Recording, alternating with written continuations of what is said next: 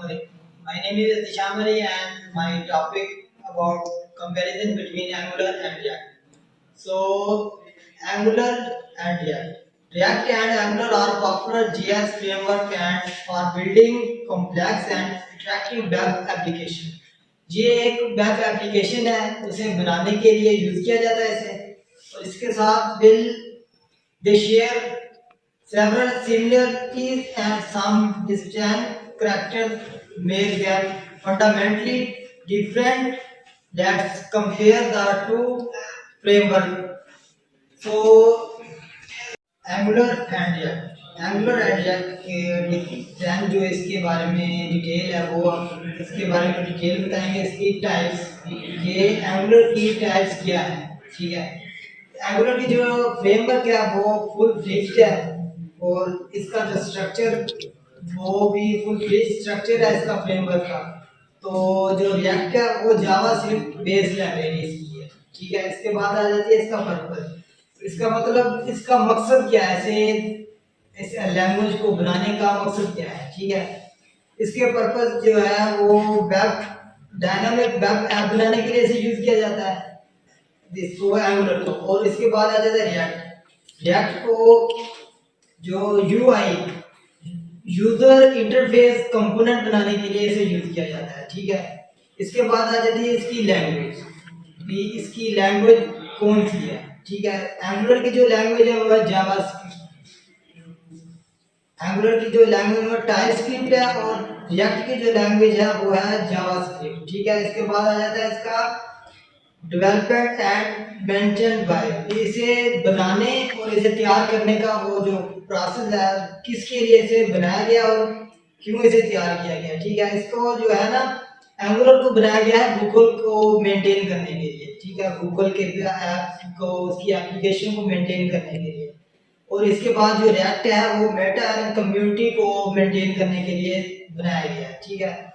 इसके बाद आ जाता है आगे फ्रंट एंड डेवलपमेंट अप्रोच, मतलब इसका फ्रंट एंड बनाने के जो नुक्ता नजर है वो क्या है, ठीक है।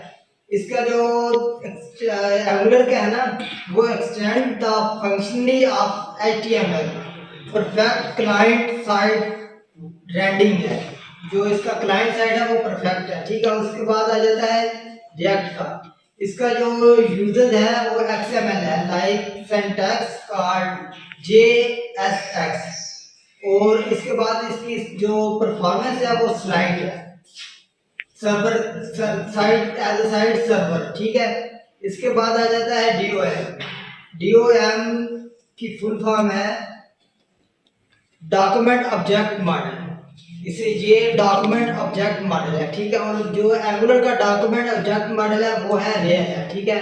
और इसके बाद आ जाता है इसका रिएक्ट का जो डॉक्यूमेंट ऑब्जेक्ट मॉडल है वो वर्चुअल है, ठीक है। इसके बाद है इसकी परफॉर्मेंस भी, जो इसकी परफॉर्मेंस है वो कैसी है, इसकी एंगुलर की जो परफॉर्मेंस है वो हाई है एज कंपेयर टू रिएक्ट के। तो रिएक्ट की जो वो भी रिलेटिवली हाई है, लेकिन इसमें जो विजुअल डोम यूज होता है ना उसकी वजह से थोड़ा सा डिफरेंस है इनमें, ठीक है। इसके बाद आ जाते हैं इनका स्ट्रक्चर, इस भी इसके स्ट्रक्चर के बारे में जो है इंफॉर्मेशन वो इसका जो एंगुलर का स्ट्रक्चर है फ्रेमवर्क का है ना एज बेस ऑन फ्रेमवर्क, ये फिक्स और कंपोनेंट होता है, ठीक है। उसके बाद आ जाता है रिएक्ट का जो स्ट्रक्चर है वो फ्लेक्सिबल भी होता है और उसके बाद कंपोनेंट बेस होता है, ठीक है।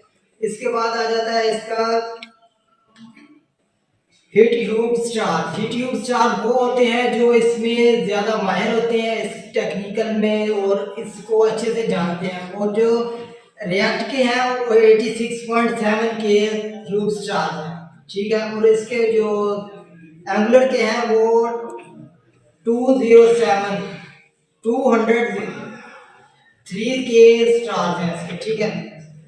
इसके साथ हमारा आज का टॉपिक एंड हुआ। और अब मैं दावा देता हूँ अगले मेंबर को और आएँ और अपने अगले जो टॉपिक है उसको अच्छे तरीके से एक्सप्लेन करें। Thank you so much.